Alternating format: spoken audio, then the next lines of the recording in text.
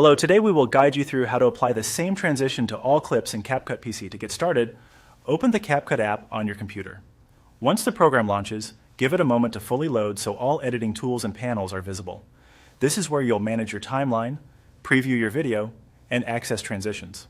If you're new to CapCut on desktop, the layout may look busy at first, but for this task, you'll only need a few key areas.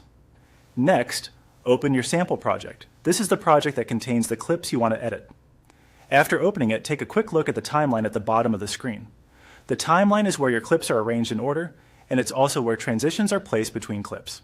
Before adding anything, it helps to confirm that all of your clips are already in the correct sequence. That way, you won't need to adjust the transitions again later. Now move to the top left area of the CapCut interface and click on Transition. This opens the transition library, where you can explore different styles available for moving smoothly from one clip to the next.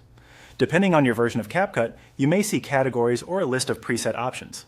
You can browse through these to find the transition style you want to use consistently across your video.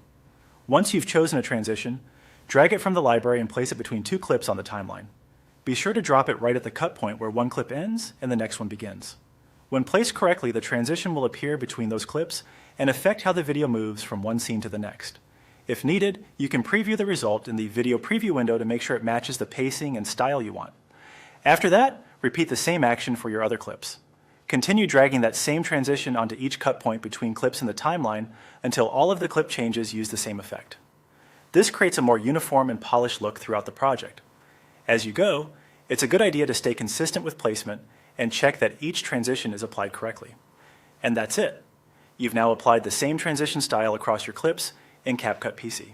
Once everything looks good, you can continue editing the rest of your project with a cleaner, more professional flow.